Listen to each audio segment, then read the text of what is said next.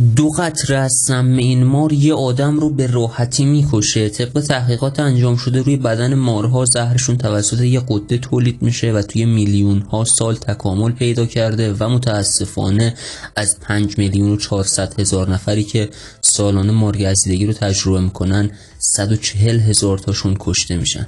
اگر میخواید با مرگبارترین مارهای جهان آشنا بشید درست اومدید، تا آخر کنارمون باشید. شرط میبندم دود از کلتون میزنه بیرون. مامبای سیاه یکی از مرگبارترین مارهای کل حیات وحش به حساب میاد، ولی خب رنگش قهوه‌ایه چون داخل دهنش سیاهه، به مامبای سیاه معروف شده.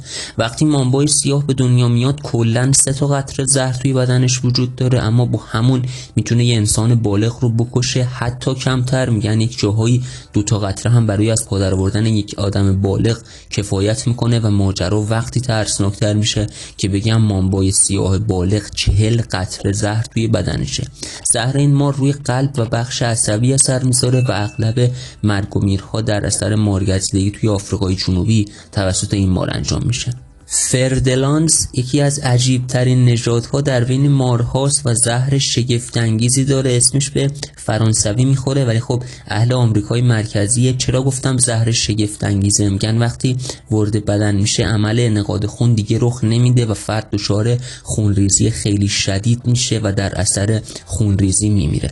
نصف افرادی که توسط مارها توی آمریکای مرکزی میمیرن ایشون نیششون میزنه و مرگبارترین بخش ماجرا اینجاست که هر مار فردلانس ماده میتونه 90 تا مار دیگر رو به چرخه طبیعت اضافه کنه. بومسلنگ نژاد بعدیه که بررسیش میکنیم. با اینکه اندازش خیلی کوچیکی اما میتونه فوق العاده ترسناک باشه. حالا چرا؟ توی سال 2017 یه جوان رو به بیمارستان میبرن و طبق توضیحات دکترها 24 ساعت از مارگزیدگی گذشته بوده و این آقای جوان از قسمت چشم، ریه، کلیه، قلب و مغز خونریزی داشته و خون از لثه و دماغش داشته خارج میشده و در نهایت اون فرد زنده نمیمونه.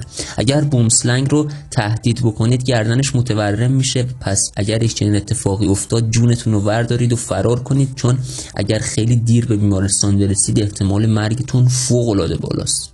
مار ببری مورد بعدیه که بررسی میکنیم. ایشون هم یکی از خوشخط و خالترین مارهاست و برای ظاهرش که به ببر شباهت داره این رسم رو براش انتخاب کردن. زهرش فوق العاده قویه و بعد از 15 دقیقه فرد میمیره، ولی خب پادزهرش هم موجوده و اگر به بیمارستان برسید مشکلی پیش نمیاد و آمار مرگ و میرش هم توی استرالیا سالیانه 1 نفره. راستی یادم رفت بگم که مار ببری توی استرالیا زندگی میکنه. افعی راسل اهل هندوستان مورد بعدیه که بررسیش میکنیم. آمار مرگ و میر بسیار برگریزونی داره. توی سال 2021 توی هندوستان 58,000 نفر در اثر مارگزیدگی مردن و بالای 80% رو همین افعی راسل نیش زده بوده. افعی راسل شبزیه و اغلب توی شالیزارها مخفی میشه و زمان برداشت شالی بیشترین تعداد مرگ و میر رو ثبت میکنه. دلیل مرگ اغلب قربانی ها هم نارسایی کلیوی و سکته مغزیه. به نظرتون کدوم نژاد از بقیه خطرناکتر و البته ترسناکتر بود؟ خوشحال میشیم نظراتتون رو توی قسمت کامنت ها برامون بنویسید. شما که تا آخر کنارمون بودید خیلی عشقید. امیدوارم خلاق باشید، پر از انرژی مثبت و البته کلی حال خوب. خیلی شاکریم.